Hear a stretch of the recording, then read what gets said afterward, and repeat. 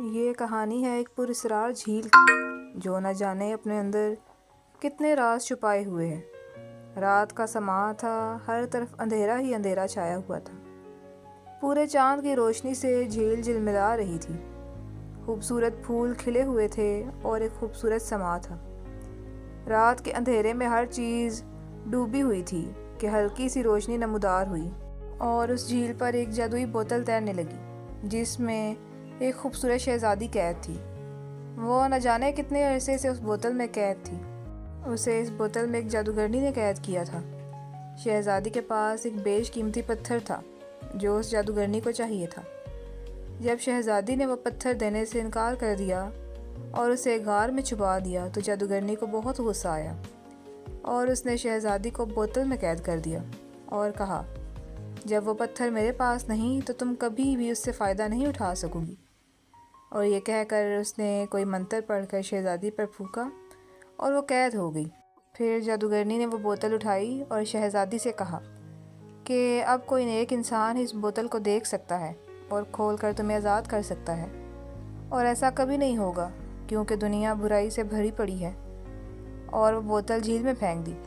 شہزادی نے چلا کر کہا، مجھے یقین ہے کہ میں آزاد ہو جاؤں گی۔ کئی مہینے گزر گئے، وہ بوتل ایسے ہی جھیل میں تیرتی رہی۔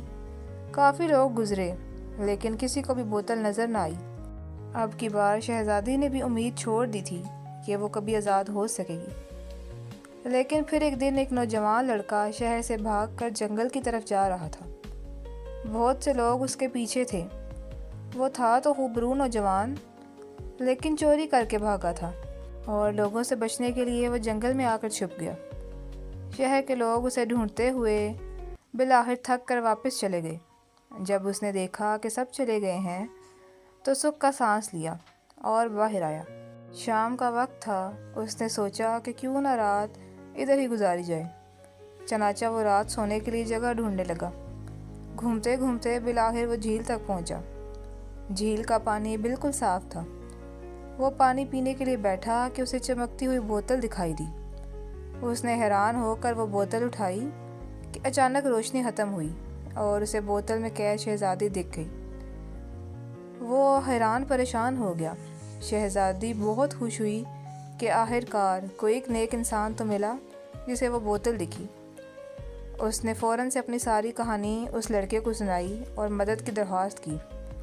اس لڑکے کو پہلے تو کچھ سمجھ نہ آیا۔ اس نے سوچا کہ یہ کوئی عجیب ہی واقعہ ہے اور بوتل دوبارہ پھینک دی جائے، لیکن اسے شہزادی کی شکل دیکھ کر ترس آ گیا۔ اس لڑکے نے شہزادی کی بات سنی اور ڈھکن کھول دیا۔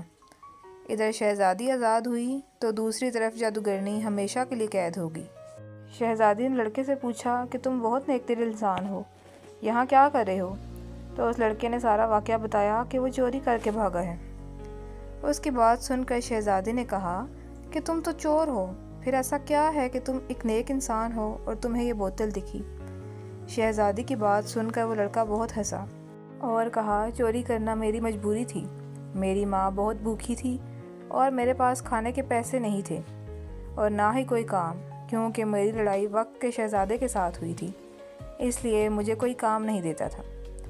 یہ سن کر شہزادی کا دل نرم پڑ گیا اور وہ لڑکے کو لے کر غار میں گئی اور وہ قیمتی پتھر اسے دے دیا اور کہا کہ اس سے تمہاری بہت مدد ہو جائے گی۔ اس غریب لڑکے نے شہزادی کا بہت شکریہ ادا کیا اور خوشی خوشی گھر چلا گیا، اور شہزادی بھی خوش تھی آزاد ہو کر، اور سوچا ہر برا دکھنے والا انسان برا نہیں ہوتا، کسی نہ کسی مجبوری کا شکار ہو سکتا ہے۔